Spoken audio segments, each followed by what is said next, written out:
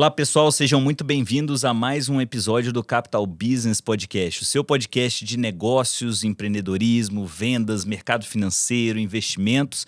E hoje, contemplando aqui um assunto diferente, vamos falar de xadrez, olha que louco. E antes de passar aqui para Fernanda, que ela já está agoniada para poder falar, né? Deixa aí o seu like, compartilha com quem precisa ouvir sobre esse assunto, até para que a gente possa alcançar cada vez mais pessoas. Bom, eu sou o host do podcast, Victor Minay, e estou aqui com a Fernanda Solon. Olá, pessoal, sejam muito bem-vindos a mais um episódio do Capital Business Podcast. Como sempre, é uma honra ter vocês aqui assistindo e, mais do que tudo, uma honra ter esse super convidado. Ai, meu Deus, eu tô nervosa, primeira vez, eu acho, viu? Mas aí, Vitor, conta quem é. Bom, então vamos lá, vou apresentar o convidado para vocês. Vocês já conhecem, né? Obviamente, tá aí na thumb, mas vamos lá. Ele é advogado, ele é xadrista profissional, ultra triatleta, mestre em finanças e doutorando em negócios pela FCU, a Universidade da Flórida, empresário, escritor e palestrante. Seja muito bem-vindo aí ao Capital Business Podcast, Henrique Câmara. E aí, Vitor, Fernanda, muito obrigado pela receptividade, obrigado pelo convite, uma honra aí fazer parte do Capital Business. Espero que a conversa seja interessante aqui. Uma hora esse tanto de coisa que você falou aí, uma hora tem que dar certo na vida, né? Mas, então, obrigado pelo carinho, pela receptividade. Estou me sentindo muito amado pela toda a equipe aí. Todo mundo que vai assistir esse podcast em algum momento, que se você curtir, senta o dedo nesse like aí, faz a mensagem chegar mais para mais pessoas. Obrigado pela sua atenção desde já e obrigado pelo carinho mais uma vez. Valeu, obrigado. Excelente. Bom, conheci o Henrique aí num grande movimento em Alphaville, né? E até pra gente poder entender porque eu falei de xadrez, né? Vamos começar então por esse esporte? Bora. Porque é um esporte, né? O xadrez é um esporte, uma arte, uma ciência.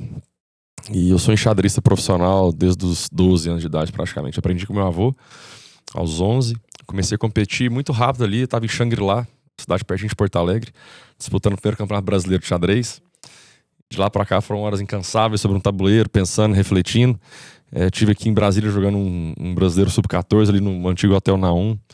Inclusive estava ali perto hoje, estava olhando, teve um momento de nostalgia ali, mas enfim.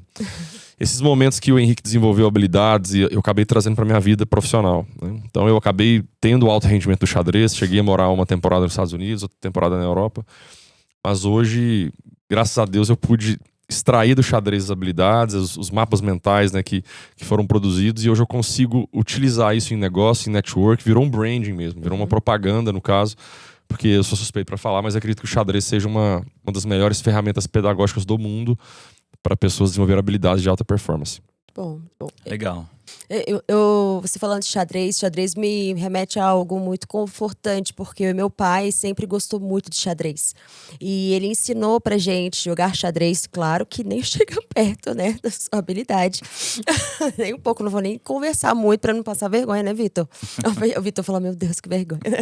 Mas meu pai, ele ensinou, ele lia livros, ele tentava fazer assim jogadas, então é algo que me aproximava muito dele. Então era uma grande brincadeira. Ele falou assim: quando você vai me ganhar? E aí teve um momento de ele teve um infarto uma vez e eu não conseguia visitá-lo, que ele estava na UTI, né? E aí ele foi pro quarto, agora que eu fui pro quarto, você vai jogar xadrez comigo. Então, foi um momento muito emocionante para mim, que foi o primeiro jogo depois dele ter saído do momento de crise, assim, sabe? Então, eu tenho memórias muito afetivas, muito, muito boas em relação ao xadrez. Hoje, né, eu perdi meu pai recente, mas então, eu sei que eu fico um pouco emocionada, mas quando você falou e desse carinho, desse olhar estratégico, isso faz muito sentido e remete a algo positivo para mim. E uma das coisas que eu conheci, Fernanda, foi num evento, né, que foi muito sensacional. Não vou dar spoiler, né, porque a gente tem muito que explorar disso aí, que é o estrategista. Mas o que eu achei interessante, Henrique, foi que você linka muito o xadrez, né, que é um esporte estratégico, super estratégico, com investimentos. Como que você, cara, bolou isso na sua cabeça? Se por acaso teve alguma coisa que te deu de insight? Como é que foi isso pra você? Na verdade, o evento que você participou, que chama Estrategista, né? Teve uma dinâmica de xadrez. em alguns momentos, na hora da devolutiva, a gente acaba entregando, né, algumas semelhanças, pontos em comuns entre o xadrez e a educação financeira. Obviamente eu não planejei isso quando eu joguei xadrez a boa parte da minha vida.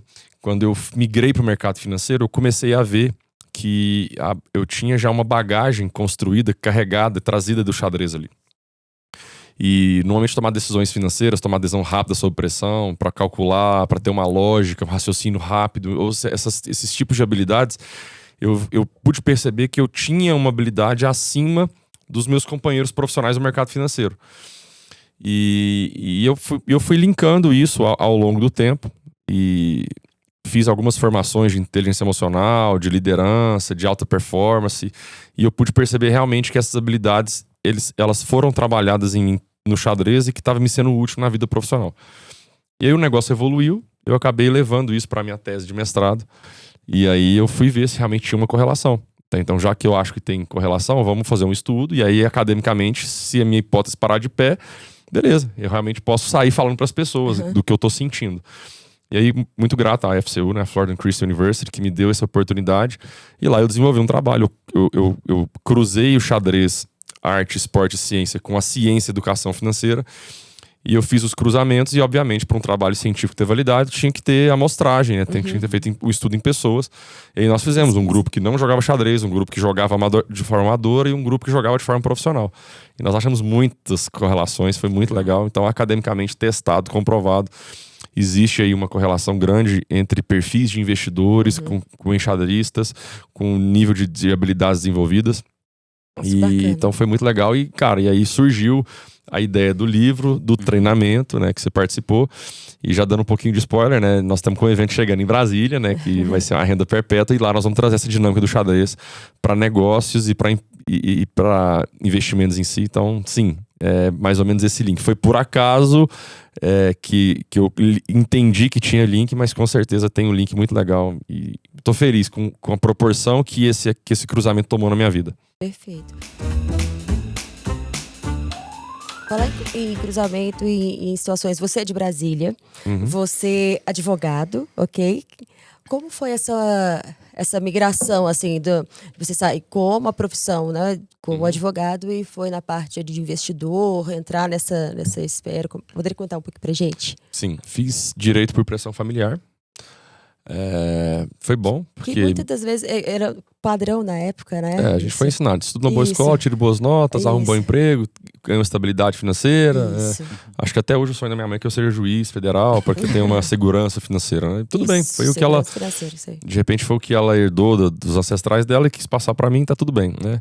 Eu tirei o AB, falei, mãe, tá aqui o que a senhora queria, mas agora eu vou empreender com a minha segunda paixão, que eram números, eram conta, era raciocínio lógico com finanças. E eu fiz 2 faculdades, Direito de manhã e Economia à noite. Acabou que eu viajava tanto para competir xadrez que eu não consegui levar as 2 faculdades juntas, eu fui até a metade, aí terminei só Direito. Economia eu acabei frustrando as minhas expectativas pelo conteúdo que tinha, não era nada de mercado de capitais, nada que eu queria aprender. Então a transição foi, depois da OAB tirada, né, eu falei, não quero isso, eu vou já começar com investimentos. Foi assim, foi uma transição, na verdade não houve transição, houve um começo, né? Depois que eu tinha um plano B preparado, caso não desse certo o investimento, eu voltaria para advogado em algum momento. Mas você chegou a ter alguma pessoa, alguma personalidade que você seguia, algum cara que você tinha ali, cara, esse cara é fera, eu quero seguir essa trajetória, ou alguma empresa que te buscou, assim, essa... Não, eu só tinha um raciocínio ali, rápido e lógico e gostava de números. Legal. E falei, eu quero alguma coisa com isso. Era basicamente isso. Show. Interessante, hein? Me gerou uma curiosidade aqui, que a gente tava... Voltar um pouquinho, tá? Pro xadrez ainda. Claro. Normalmente, assim... cara, o xadrez, assim, não é uma coisa que é muito vista hoje em dia, né? Vista que eu digo assim, né? Não é um esporte com muita visibilidade. Não tem muita publicidade. Publicidade, boa. Se comparado a outros esportes, né? Tá. Cara, como é que isso foi, assim? Como é que te inspirou? Quem que te inspirou? O que te inspirou pra você começar a jogar xadrez, assim? Teve alguém que influenciou? Sim. Como é que foi? Sim, eu peguei meu pai e meu avô jogando xadrez quando eu tinha, sei lá, 11 anos. E de lá dessa parte em diante, meu avô assumiu a ideia de ser meu mentor, porque ele era era muito bom em xadrez. E foi ele. E acabou que durante o período que ele me ensinou, ele tinha Alzheimer. E o Alzheimer foi evoluindo à medida que eu fui evoluindo o meu nível, né, em xadrista. Então, da mesma forma que se você não conseguir ganhar do seu pai, eu não consegui ganhar do meu avô. Só que à medida que eu fui chegando aos 13, 14 anos e fui virando, né, um enxadrista profissional, tinha um contrato com a Araçatuba na época, fui disputando vários torneios, a doença dele foi avançando. E aí eu acabei conseguindo ganhar dele, né, em algum momento. Mas ele tinha alguns lances de lucidez total e ele conseguiu entender já no início da minha carreira que eu já tinha um negócio diferente ali. Então, consegui gerar esse orgulho, eu imagino, pra ele. Então, foi esse. Meu avô que me ensinou, eu comecei a fazer aula na escola e comecei a competir, assim, praticamente instantaneamente. Que bacana. Que fera. E assim, é como a gente vê, né, que como as coisas acontecem, assim, as pessoas... Eu tava até comentando com o Ian, um dia desses, tá aqui assistindo a gente, né, Ian? Daquele filme King Richard, não sei se você já viu, de como que o pai influenciou as meninas lá, né, a Serena Williams, as meninas Williams lá. Cara, esse filme é sensacional, né? E desde cedo o cara influenciava e elas se tornaram campeões porque ele foi o professor, né? Foi o treinador delas durante a vida, né?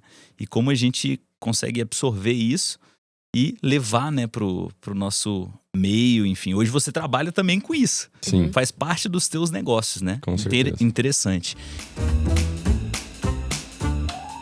E assim, você é um cara que, pô, triatleta, né? Pô, conta um pouquinho pra gente aí de como que você chegou nisso, de repente um Ultraman. Como é que você chegou nisso aí? Alguém te influenciou também? Ou foi... Como é que foi o pensamento? Eu sempre tive esporte como fonte de dopamina. O xadrez, eu sempre joguei futebol e xadrez muito na infância, então tinha ali uma história. Diferente isso, né? Oi? É diferente isso, xadrez e jogar futebol, né? Menino imperativo, né? A mãe levava pra jogar xadrez, eu ia jogar o primeiro lance, apertava o relógio, eu saía, ela me levava pra jogar futebol, eu jogava o primeiro tempo do jogo, voltava e terminava a partida de xadrez. É muito... Então, Geralmente o xadrez, a pessoa é mais introspectiva, não, era o futebol cross. tem que ter essa, não é? Muito interessante. Eu era o cross, porque o xadrez era a ferramenta legal. pedagógica que me deixava quieto, era xadrez e Lego, era o que me segurava quando criança, muito entendeu? Legal. Então eu sempre tive essa bagagem de esporte desde criança. Quando surgiu a adolescência, eu acabei me esquivando da bebida alcoólica, porque eu sempre tinha, no domingo cedo, sempre tinha que competir. Então eu era um cara de dia. Aí terminava a competição, ia jogar futebol. Quando não tinha competição de xadrez pelo relógio biológico, eu acordava cedo, eu ia jogar futebol. Então meus finais de semana sempre foram muito intensos de esporte. Bom, quando eu chego a essa idade agora, com o grupo esportivo que eu tô, já pulando bem no tempo aí, eles começaram uma aposta, uma corrida todos os dias de 2023. Então a gente tinha que correr, um grupo de mais de 20 pessoas, nós tínhamos que correr todos os dias 5 km em 2023. Não podíamos falhar nenhum dia. Mas podia, se falhasse era R$10.000 a multa. Caraca, com certeza eu correria. E aí ninguém falhava, né? Só que chegava 10h30 da noite, você tinha esquecido de correr de manhã, ou não tinha andado por algumas circunstâncias, você tinha lá matado um parmegiana daquele tamanho, ou então, né, comido um japonês, e aí você dava de salto, igual o Ian chegou aqui agora, de sapato, né? E aí você tinha aquele frio, né, a chuva, e a gente tinha que correr. Tinha que marcar, tinha que tirar foto do grupo, né? A gente brincava que tinha um STF auditando a gente ali. Mas enfim, essa disciplina, somado com tudo que eu tinha feito na vida de esporte, joguei futebol de salão, hobby futebol, academia, somado com tudo isso, me deu uma condição física de disciplina que eu nunca tive tão presente por causa dessa disciplina. E quando eu vi, depois de, sei lá, começamos em janeiro, em outubro a gente fez um Ironman. O grupo decidiu fazer isso. Aí você fala, mas você já nadava? Eu nadei quando criança. Mas eu tinha muito tempo que eu não pedalava. E corrida eu tava correndo 5km, eu não tinha um repertório de maratonista, mas tinha um repertório físico, ok. Bom, vamos pra prova. E fui muito negligente, a gente viajou muito na véspera do Ironman, então o treino ficou comprometido. E eu viajei, a prova foi em Cozumel, no México, eu fui pra lá sem bicicleta. Então no meio da viagem, 10 dias antes da prova, no show do YouTube em Las Vegas, eu comprei minha bicicleta, comprei a sapatilha pela primeira vez, nunca tinha andado clipado. Meu Deus, comprei o capacete e fui pra prova, com a minha sunga de futebol. Totalmente raiz, né? Bom, aí chegou na prova, a Marinha Mexicana cancelou a prova, porque o mar estava muito agitado, então acabou que não teve nada. Então sobrou o pedal e a corrida.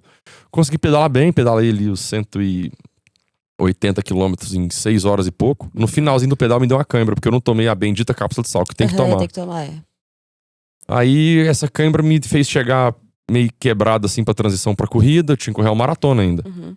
Aí eu fiz uma transição lenta, passei gelo, comi muita coisa, tomei muito Gatorade e tal, mas no final do dia entrei pra corrida meio cambaleando assim, consegui encaixar ali um trote nos 5, 7 quilômetros, mas no 10º km veio a cãibra.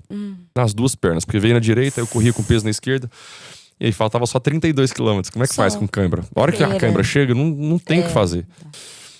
Conclusão, eu manquei 32 quilômetros. Você não parou? Eu manquei 32 quilômetros e eu consegui terminar a prova. E virei Ironman em 14 horas e 15 minutos. Se chegasse em 14h41 eu era eliminado. Então eu tive 25 minutos de tempo ainda pra não ser eliminado. E aí a gente sai do Ironman, todo mundo feliz, né? Do grupo de 20, tinha uns que não sabiam nadar. Então como não teve nada, eles foram libertos, né? Dos 20, acho que 3 ou 4 estouraram o tempo. Então 16 viraram Ironmans. E aí falaram, não, a gente tem que fazer o negócio inteiro agora. Tá bom, vamos fazer outro Ironman, né? Não. Vamos dobrar a distância. Aí a gente decidiu fazer o Ultra Triathlon, que é nadar 8 km, pedalar 360 e correr 2 maratonas, 84,4. Tá doido. E aí assim, no Ironman, tipo assim, 1.000, 2.000 pessoas fazem numa prova.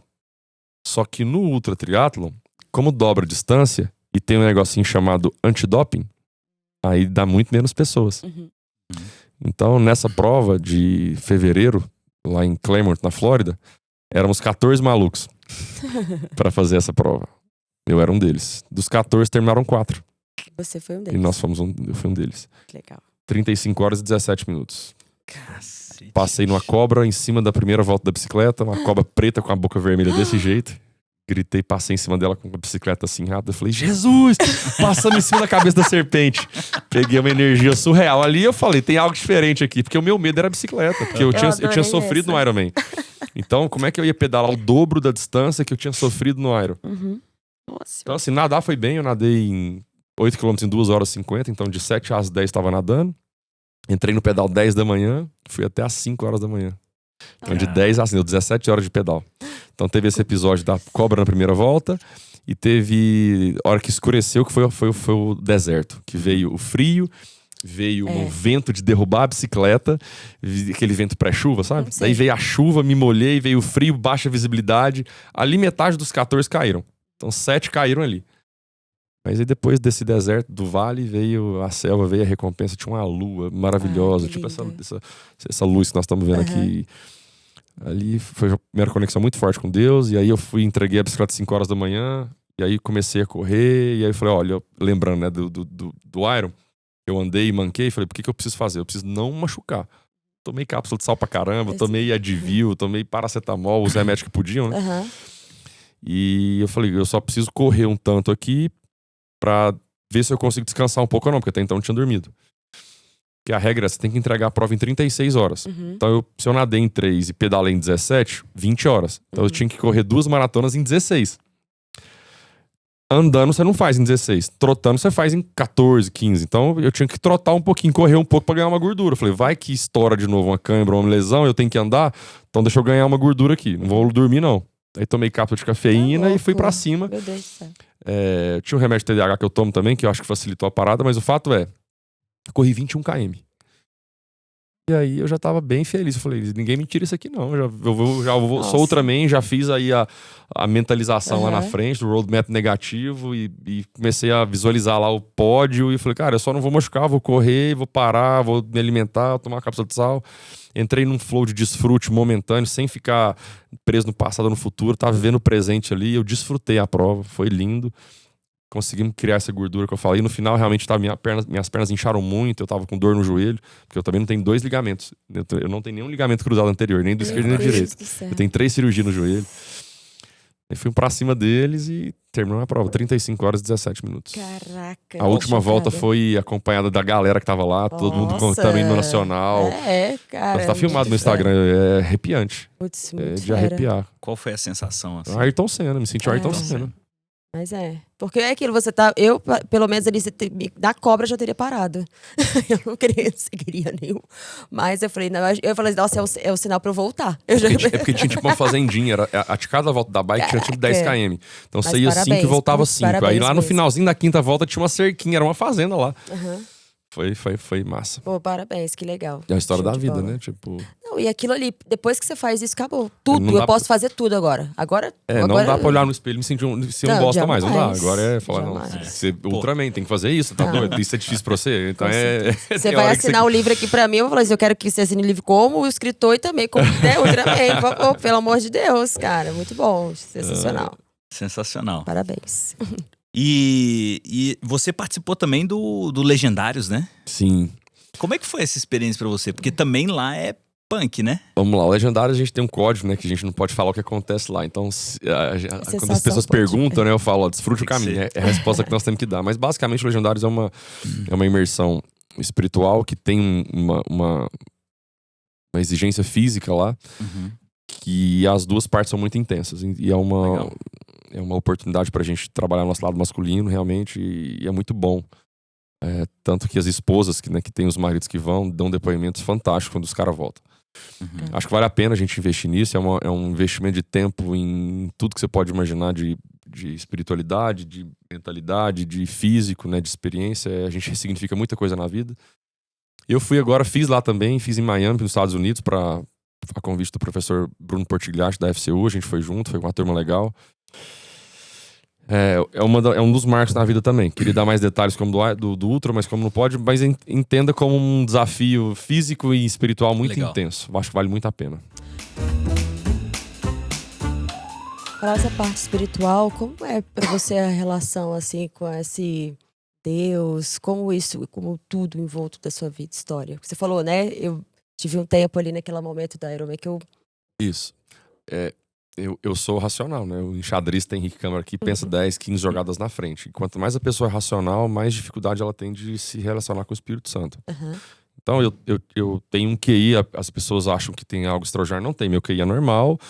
O que eu coloquei energia foi do meu QE.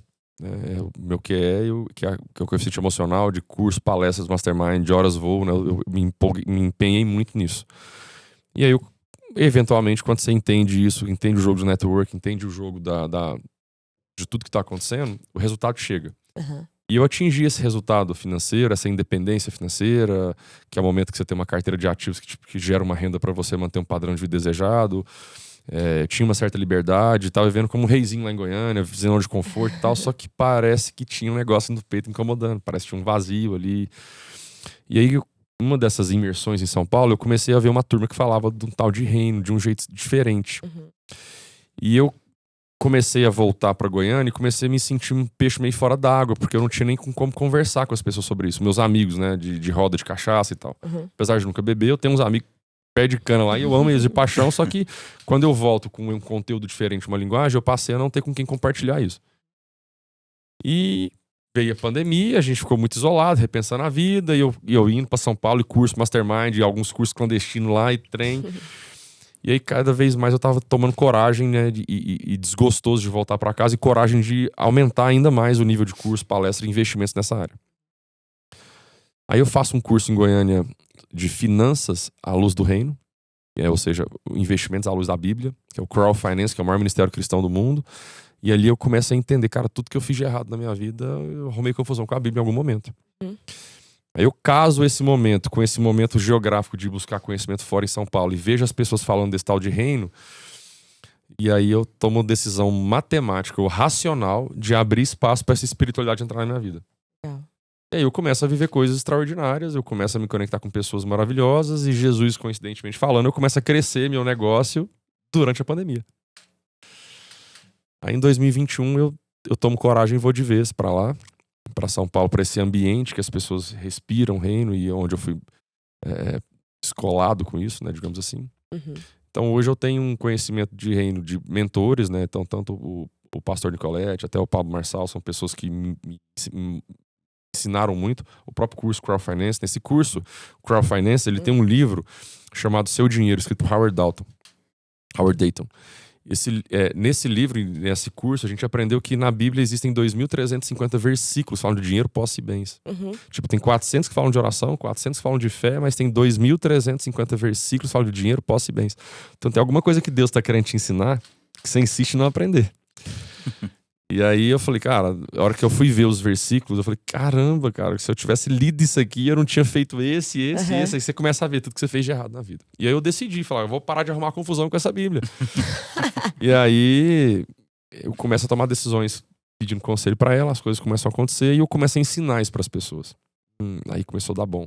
Porque essa linguagem, agora cristã, digamos assim, sem religião, simplesmente colocando a Bíblia debaixo do braço e divulgando o lifestyle de Cristo, digamos assim, começa a me abrir portas, começa a me aproximar do coração das pessoas e com a técnica que a gente já tinha do resultado do mercado financeiro, que é importante também, porque não adianta o crentão lá que não tem resultado, a gente começa a fazer conexões e Deus começa a mexer as pecinhas do xadrez lá em cima e eu começo a sentar em mesas cada vez mais importantes. E eu acho que uma dessas mesas é aqui hoje, né? Porque parte do trabalho da mensagem que a gente carrega, né? Do Reino Investimentos, que tocou o coração do Ian, que convidou a gente para vir até aqui, que convidou o Vitor para poder ir até Alphaville, faz com que a gente esteja aqui hoje. Então, de certa forma, se eu ficar só com o meu QI, com o meu QE, a prova viva que eu não estaria aqui. Sim, perfeito. Né? Porque o Método Estrategista, que é um evento de investimentos que cruza o xadrez com empreendedorismo, com investimentos e o Reino, ele tá tornando uma proporção grande por causa de tudo, mas com certeza por causa do Reino, do jeito que a gente entrega a mensagem. Aí ontem aqui a gente teve esse jantar para empresários, foi fantástico, e dia 29 tá chegando aqui para o nosso evento Renda Perpétua, aqui pra gente de novo falar sobre os tipos de renda. E lá dentro do renda passiva e do renda ativa vai ter o renda eterna. E aí nós vamos falar de reino de novo, entendeu? Que legal. Essa visão que o dinheiro, parece que as pessoas tinham uma visão do dinheiro algo negativo. Se você prosperar financeiramente, isso iria ser algo negativo para você. Você falar sobre prosperidade, você falar sobre algo de finanças da sua vida, e isso te levava a algo negativo, as pessoas viam de forma ruim. E é o contrário, eu acho que essa proposta que você... Eu acho que isso também disseminou bastante, né? Eu já não... Teve eu não sei se foi depois da pandemia ou antes, eu não sei. Eu só senti durante e depois da pandemia. Eu não sei se isso tem alguma coisa a ver, não sei. Mas eu consigo visualizar uma mudança pequena de cultura em relação a isso, assim. Claro que ainda tem muita coisa para se fazer. Mas eu consigo ver que o dinheiro não é mais algo negativo, é algo que, tipo, prosperidade, como você falou, tá na Bíblia, né? Tem um ranço aí de religiosidade que prendeu as pessoas por muito tempo, algumas crenças limitantes, alguns versículos que, de maneira fora de contexto, acabaram aprisionando algumas pessoas que escutaram de boca de pastores não prósperos, ou padres não prósperos, ou o que seja, e acabaram ficando presos ali. Mas como você falou, né, a internet tá aí, cada vez mais cristãos prósperos estão unindo o reino com riqueza, com investimentos, e nós somos uma dessa galera aí que tá fazendo prosperidade ser expandida à luz do reino. E eu acho que isso aí vai até mais atrás. Assim, questão de infância, por exemplo. Eu ouvi muito quando eu era criança que dinheiro era sujo. Né? Isso. Então você acaba também pegando já meio que não sei se uma crença, né? Alguma coisa nesse sentido que, cara, dinheiro é sujo. Aí você começa a criar aversão àquele negócio. E essa aversão, ela faz com que o negócio não chegue até você, né? Por quê? Força do pensamento também, né? A energia que você coloca, cara, você tá afastando um negócio pensando negativo, né?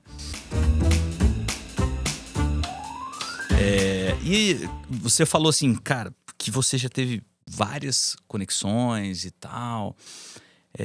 Hoje você se encontra no ecossistema, né? Que é um ecossistema bem interessante. Como que você chegou assim a participar desse ecossistema lá em Alphaville? Conta um pouco pra gente. É um desses eventos vários que eu fui lá, inclusive em Alphaville, um evento de ebulição em 2020, um dos palestrantes era o Pablo. Né? E ele falou abertamente, você quer conectar com a gente? Foi uma palestra de network, eu lembro direitinho. Ele falou, você quer conectar com a gente? Não vem querer conectar comigo, não é audácia da minha parte ou soberba, porque não dá tanto tempo da gente escutar todas as suas ideias e projetos. Então, gere valor para as pessoas que estão à volta. Lá no Goiás, nós chamamos isso de rodear toco. Então, ele falou, quem mexe com o meu marketing é tal, quem mexe com o meu jurídico é o Taz, quem mexe com o meu financeiro é o Nésio Monteiro. Pum! Na hora que ele falou o nome do Nésio, eu falei, bom, agora então eu preciso criar uma estratégia para gerar valor pro Nésio, para me conectar com ele. Então, eu fui ipsilidem, o que eu escutei na palestra, eu desenhei um plano só que não foi num dia pro outro, né? Foram 6 meses, né, para chegar a conquistar uma oportunidade de ensinar pro Nésio o que eu sabia para ver se ele via algum valor e a gente conseguia fazer algo juntos. Legal. Então, de maneira bem resumida, consegui fazer essa conexão depois de 6 meses. Acabei que eu consegui ir na casa dele, passamos uma tarde juntos, eu ensinei tudo que eu sabia, tava ele e um analista dele. Bem que eu, sabe quando sai faísquinha da cabeça, eu via a fumaça saindo da cabeça dele. E aí no final a gente jogou uma partida de xadrez, que ele gostava. E eu acabei fazendo o que eu fiz na dinâmica lá, eu acabei jogando um xadrez às cegas com ele, que ficou bem impactante pra ele, e aí acabei gerando esse valor e essa admiração, a ponto dele começar a me chamar pra algumas palestras, que ele também tava começando o movimento dele, e eu ministrei algumas palestras junto com ele. Aí eu volto pra Goiânia e, de novo, senti aquele postinho fora da água, pô, me conectei com o cara, fiz algumas palestras, mas e aí? Tô longe e tal, não sei o que, e volto pra lá, passo mais uma semana, depois volto pra Goiânia, ficava indo e voltando. Chegou uma hora que eu falei, cansei. Peguei minhas coisas, minha bola de futebol. Eu fui de carro pra São Paulo, fiquei 42 dias no Blue Tree lá no hotel. E aí as coisas começaram a acontecer, a gente começou a formar umas ideias, e aí eu comecei a dar auxílio pra ele no lançamento que ele tava fazendo de digital, no curso de finanças. E aí quando eu vi, eu tava tomando conta do dinheiro dele, e que ele tomava conta do dinheiro do Pablo, do Marquinhos, da esposa. De repente o bastão foi passando pra mim. Em 3 meses que eu tava lá, era eu que tomava conta tecnicamente já da parte de investimentos. Aí eu arrumei a parte fiscal, que é a parte de imposto de renda variável, especificamente de investimentos, é bem complicada. E aí eu fui desenvolvendo relacionamento, dando resultado, fui conquistando meu lugar. 2021 foi assim, eu falei, 2022 agora eu vou rampar, né? Vai dar tudo muito certo. Daí o Pablo decide ser presidente do Brasil. E aí o Nésio foi deputado. E aí saiu assim, os eventos que tinham educacionais, que era onde eu tinha a oportunidade de ser visto, não existiam mais. E eu não tinha nenhum cargo político, meu título de eleitor ainda era em Goiás, então foi um ano de muita paciência. Eu tive todos os motivos do mundo para voltar para Goiânia, porque não tinha mais evento, as coisas eu tinha deixado meio de botar foco em network lá em Goiânia, onde eu tinha conhecimento das pessoas para poder gerar valor educacional e atingir novas pessoas. Mas eu não retrocedi, eu fui paciente, eu continuei gerando valor, continuei aprendendo coisas, eu criei um fundo, listei um fundo no mercado, que foi o Checkmate, que é um fundo multimercado, que foi super bem. Legal. E aí em 2023 veio a colheita, né? O resultado do Checkmate foi estratosfericamente alto, eu consigo já ter ali um tempo de convivência com eles decidem rodar o mundo, a gente roda o mundo junto, correndo 5 km todo dia, Ironman junto, Ultra Triathlon junto, e aí a gente acaba virando sócio, porque eu fui testado em vários momentos durante esse ano. E lá as pessoas testam mesmo. E como é que as pessoas são testadas? No caos, no fogo, na dificuldade. No Ultra Triathlon, por exemplo, eu e o Pablo corremos 50 km juntos. Nos últimos 50 km nós corremos juntos. Nós cruzamos a linha de chegada juntos, com a mão, um dando força pro outro. E a gente fez conta de trás para frente, de frente para trás. Foi muito gerenciamento de recursos no final do Iron, pra gente poder correr aquelas 2 maratonas legal, depois de nadar e pedalar aquele tanto.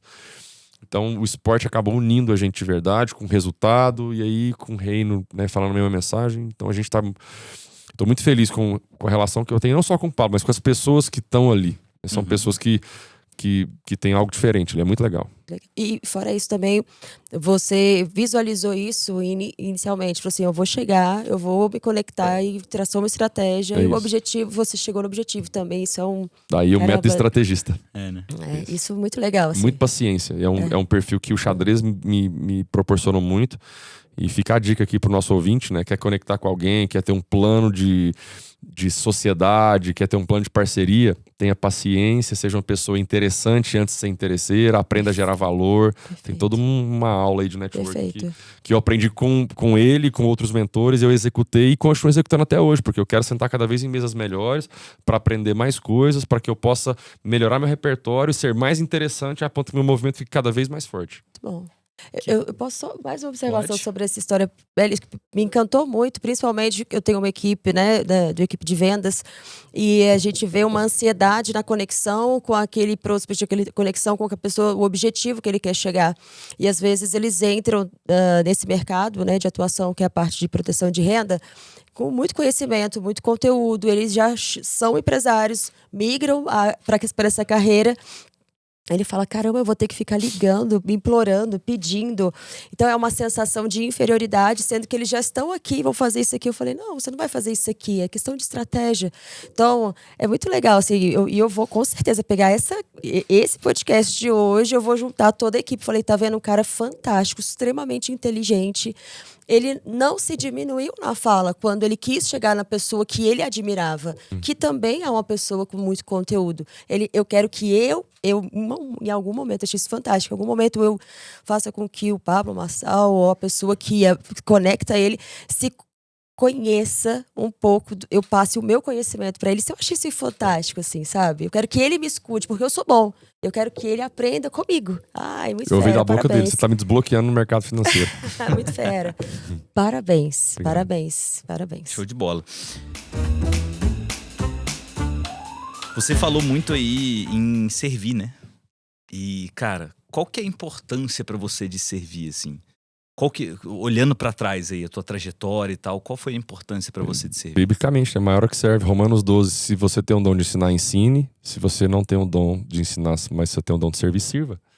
Então, servindo é a maior capacidade que você tem de gerar valor e ativar nas pessoas um gatilho chamado reciprocidade. A palavra não é essa, mas é como se elas ficassem em dívida com você.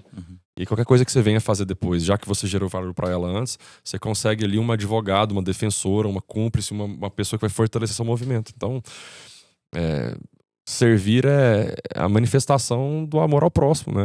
É o lifestyle de Jesus. Ele veio para servir. Então, se a gente quer copiar o lifestyle dele, você tem que servir. Isso é verdade. Show. Sem querer nada em troca, é real. E quanto mais genuíno for esse sentimento, melhor essa conexão, né? Se querer algo em troca, virou comércio, né? E matou a essência, né? E é negócio, Isso. não é servidão. Perfeito, isso mesmo. E você se considera um escolhido ou não?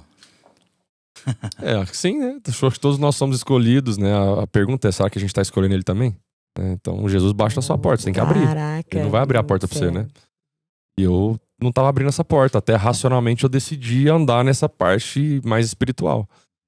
E aí hoje talvez eu ainda não tenha a sensibilidade que muitos têm sobre o Espírito Santo, dom de profecias ou milagres, né, pra revelar. Apesar de que quando eu começo a pensar tudo que eu vivi, as perdas que eu tive e tudo que tá acontecendo na minha vida agora, eu já não consegui explicar talvez muito bem como é que eu passei 17 horas em cima da bicicleta. Então, tem coisa que eu já não consigo já começar a explicar racionalmente. Então eu já tô vendo que tem um favor rolando aí, mas o nível de milagre que as pessoas, né, narram, né, de experiências e tal, nunca teve nada desse naipe ainda na minha vida. Mas eu acredito que vai acontecer. Eu acredito que eu tô numa evolução de sensibilidade, eu tô numa evolução de intimidade com o Espírito Santo, porque cada vez mais eu tô me tentando desligar o racional pra viver, mano. Porque não é sobre números, não é sobre ficar querendo espremer 0,3%, 0,5% a mais todo mês no mercado. Tava muito chato a minha vida, agora tá muito massa. Eu não quero ficar racional desse jeito, não. Eu quero pôr pra moer nesse lado aí de evolução espiritual. Às vezes você ainda não enxergou, mas provavelmente em pequenas doses você já teve isso. Com certeza. Em pequenas doses. E já proporcionou também isso para outras pessoas. O quanto você conseguiu dessa essência em pequenos milagres que aconteceram na sua vida. Que você... Porque, assim, existem situações que pelo seu esforço você tem resultado. Mas você teve o esforço, você acreditou. Isso são pequenos milagres. E o que você fez para os outros também, com certeza. Sem palavras. Show de bola. E fala um pouquinho pra gente do seu livro aí, que você aborda, né, sobre reino, investimentos. Dá uma palhinha aí, assim. O que você considera as maiores lições que contém nesse livro aí? O tabuleiro da vida, né? Ele, seja da vida financeira, da vida espiritual, ele acaba passando por constantes tomadas de decisão, né? Para você tomar uma decisão melhor, financeiramente, por exemplo, que as pessoas muito me procuram, vou montar uma carteira de investimentos legal. Beleza, ele vai encontrar um resultado, a gente anda tendo resultado aí, se eu não tivesse, não estaria com as pessoas que estão à minha volta. Mas eu falo sem sombra de dúvida, se a pessoa não está espiritualmente ancorada, emocionalmente ancorada e com comportamento ajustado, na hora que, em algum momento, ela vai errar. Então, matematicamente, se a pessoa não tem um controle emocional, por exemplo, de liberar perdão logo, se ela fica muito tempo com raiva de uma pessoa, se ela fica muito tempo nervosa no dia a dia dela, a hora que chegar num mercado com caos, na hora que tiver uma oportunidade para ela poder aproveitar uma assimetria, que é um investimento de alto valor, baixo preço, ela vai estar com medo, ela vai estar insegura, ela vai estar grilada com alguma coisa e ela vai deixar a oportunidade passar. Aí como é que a pessoa vai ter um comportamento, então, assertivo com finanças se o emocional dela está comprometido? E como é que ela vai ter um emocional assertivo se espiritualmente ela está podre? Ela está sendo governada pelo dinheiro, que é uma mão, ou ela está sendo governada pela carne, né? Quantas pessoas estão presas em vícios, né? Então, desculpa, você está me escutando aqui, de repente agora é a função, né, que você caiu num golpe, né? Você veio para cá para assistir sobre dinheiro, sobre xadrez, né? Deixa eu te contar, de repente você está preso aí na pornografia, no alcoolismo, no cigarro, ou em algum hobby que você tenha que está em excesso. Você está sendo distraído. E esse meio grau que o diabo está distraindo você é o suficiente para você ficar improdutivo. E aí sua vida vira uma nhaca. E aí você tá um zumbi nesse corpo aí, sendo governado pelos prazeres imediatos. Então, que de alguma forma o que a gente tá conversando aqui, que te fale hoje basta. Começa a limpar o que tá aí dentro. Começa a tornar sua vida produtiva de novo. Então é um pouco da mensagem que passa no livro. E eu comecei a falar sobre isso para as pessoas de um jeito sem usar um chapéu de padre, ou de pastor, ou de igreja, porque isso acabava afastando as pessoas que acabavam criando um ranço com isso. Então eu chego com o resultado, o cara vem pra ganhar dinheiro, mas quando ele dá 2 bobeadas, nós estamos com o pé no peito do reino, no peito dele, entendeu? E é isso que tá no livro, é isso que tá no curso, é isso que tá nessa linguagem, é isso que a gente tá, essa mensagem que a gente carrega. Que bacana. E você falou aí, né, tem aquela frase, né, que a verdade liberta, né?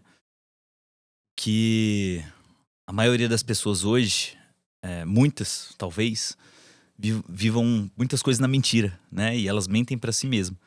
Só que quem é o rei da mentira? É o diabo, né? Diabo. Então toda vez que você mente, é como se você estivesse assinando ali uma precatória ali, né? Pro diabo conseguir, cara, opa, peraí, você mentiu aqui, deixa eu anotar aqui o seu nomezinho, porque você vai me pagar ali na frente. Boa, muito bom. E as coisas devolvem, né? E isso, assim, a conta ela chega em algum momento, né, que eu quero dizer. E ele vem cobrar. Agora, Deus é alguém que dá, né, que dá, assim, sem cobrar, que dá de graça, né, pra gente. Então a sugestão é que a gente não fique na mentira, né? Se você hoje vive algum tipo de mentira, alguma coisa assim, precisa trazer isso à tona, né? Pra isso te libertar, te curar, né, dessa dor. Tá escravo, né? Muito bom. Você fica um escravo, né, dessas mentiras. Cara, muito bom. Eu queria que você desse, assim, uma dica pro pessoal, se possível, né? Sobre, assim, como que... Vamos supor, os nossos ouvintes aqui que estão ouvindo aqui hoje, né? Tem tudo isso que a gente já entregou de mensagem para ele, mas o que você acha que, assim, as pessoas podem aprender e executar lá na vida delas que pode fazer a diferença para que elas consigam prosperar? Eu sempre gosto de sugerir que as pessoas vistam um chapéu de professor. O que significa isso? Abrir a boca para ensinar alguma coisa que ela tá aprendendo. Ah, mas eu sei tão pouco, mas o pouco que você sabe é o muito para alguém. E as pessoas estão morrendo porque você não tá abrindo sua boca. Então qual que é o lance de vestir o chapéu de professor e não de vendedor? Porque quando você veste o chapéu de professor, você vai ensinar alguma coisa para alguém e mudar o nível de mentalidade dessa pessoa a ponto de já gerar um valor. E aí na hora que você for abrir a carteira para tirar o pedido, você vai fazer uma venda mais fácil. Ou, se você gerar um valor muito legal, a pessoa vai te pedir para comprar o seu produto, vai te pedir uma indicação, vai te pedir um conselho. Então, você tá até falando isso da sua colega, né, que tava de se rebaixar e de vender. Esse conselho, ele é o que move a estratégia de venda da minha empresa. Por isso eu criei um sistema educacional tão forte. Porque o ROI, o retorno sobre investimentos, que é o Return of Investment, ele está no movimento. Então, se você tem um movimento educacional que gera valor para as pessoas, como o podcast que vocês fazem muito bem,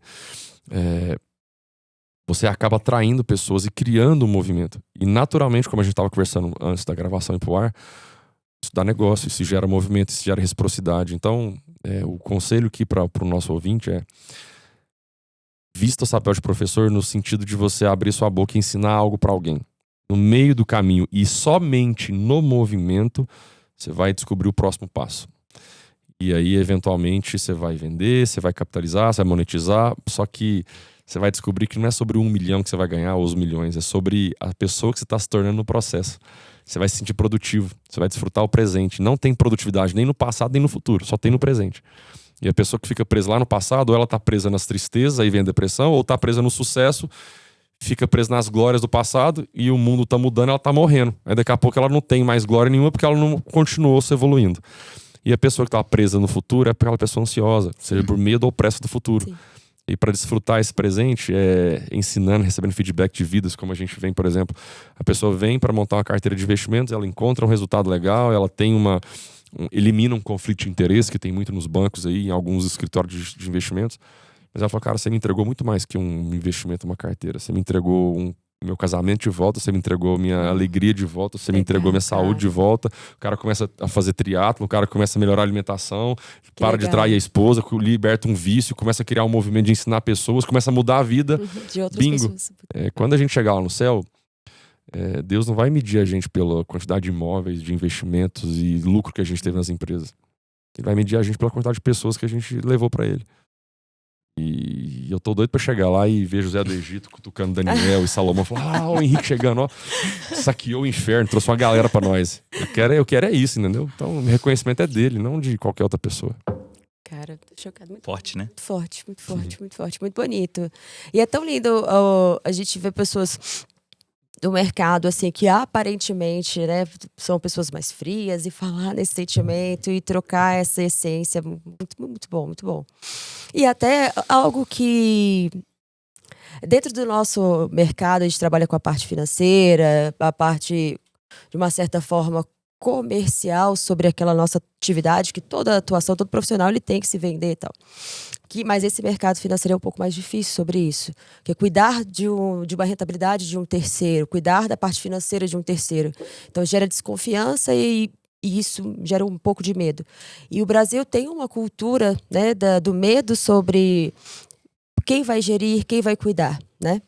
Então, você entende que esse formato, essa essência que você está trazendo, que você, nessa cultura, está diminuindo um pouco essa descrença do brasileiro sobre este nosso mercado, essa nossa profissão? Como seria isso? Total. Você falou uma palavra que, para mim, é o ativo mais importante do mundo. As pessoas falam muito da atenção, que é o primeiro ativo, né? Que você vai ter atenção, obviamente, para você poder fazer algum negócio e ter algum tipo de relacionamento com a pessoa. Mas para fazer negócio, inclusive financeiros, o ativo mais importante do mundo é a confiança.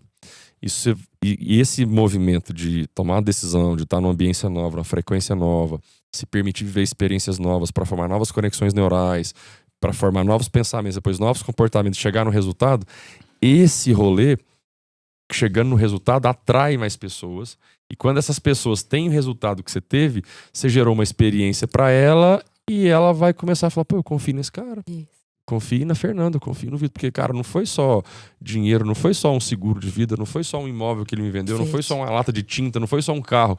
Ele me entregou algo diferente. Perfeito. Parece que tem uma luz naquele coração ali, parece que é diferente aquele ambiente. Eu quero estar mais, eu quero sair pra jantar, eu quero jogar um futebol, eu quero sair pra ver um filme, eu quero estar mais perto dessa pessoa. Acho que é sobre isso. Bom, muito bom. Verdade, conhecimento e criar conexão ali com o cliente na ponta, assim. Eu acho que isso é muito, muito forte. Eu acho que dentro do que a gente faz, dentro do que, né, que eu trabalhar com a parte financeira de proteção, isso que você falou foi uma mais do que aula. Aula não só para quem é a pessoa na ponta, né, quem vai usufruir daquele do conhecimento, mas para também quem trabalha nesse mercado. Muito legal.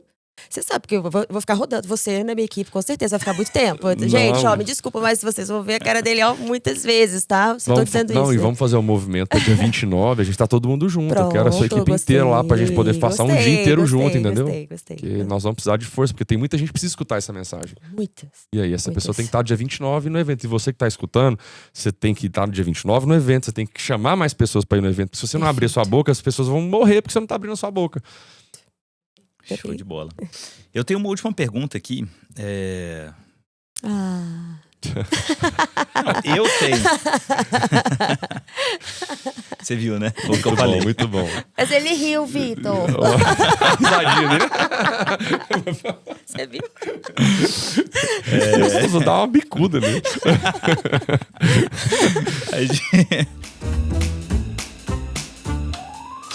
A gente tava falando aqui de investimentos, né? Qual que é a importância para você de um planejamento bem feito financeiro? Planejamento financeiro bem feito, bem estruturado, principalmente envolvendo, às vezes, seguro de vida, né? Não só porque, cara, seguro de vida também é um investimento, né? Mas tem muita gente que vê como uma despesa, né? Como um gasto.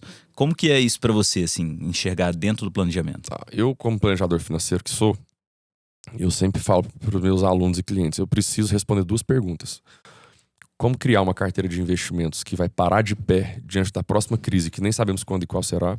Uhum. E como que essa carteira de investimentos gera renda suficiente para gerar um padrão desejado diante de qualquer risco de ruína. Risco de ruína, risco de morte do patriarca da família, de quem produz renda, um risco de invalidez, um risco de doença, um risco de lockdown, um risco de próximo Covid, um risco de próxima crise. E aí, quando a gente pergunta isso, se a pessoa não tiver um plano, ela não consegue responder.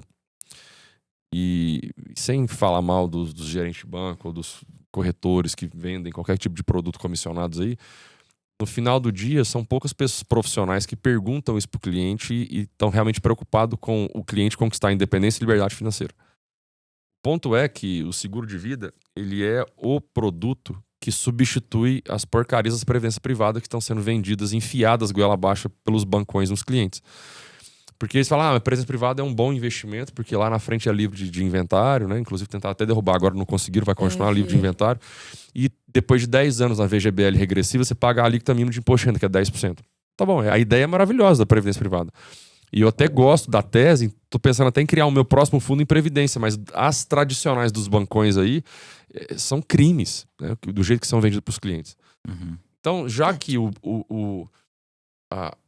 motivo que eles estão vendendo previdência vai ser livre de inventário lá na frente, então peraí, vamos fazer um seguro de vida que também vai ser livre de inventário na frente e vai te pagar muito mais no evento causa-morte ou no evento risco de ruína do que uma previdência. Então, eu não tenho previdência privada. Eu tenho uma boa carteira de investimentos e um ótimo seguro de vida. É isso que eu tenho para mim, óbvio, é isso que eu ensino para os meus clientes, planejadores financeiros que estão na minha equipe.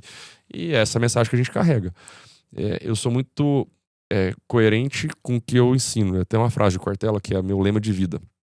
Mário Sérgio Cortella, um psicólogo. De repente, seu coração não tá pro reino ainda, eu vou lá na psicologia para te buscar, vem cá. Mário Sérgio Cortella fala assim, que você tenha uma humildade intelectual. Isso é, pergunte o que você ignora.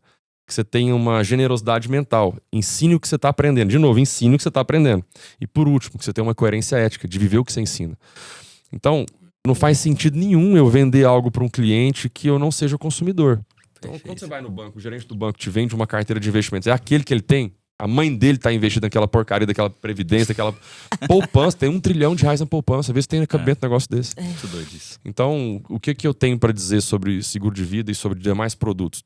Tudo é válido, mas você tem que tirar a casca e ver o que está lá.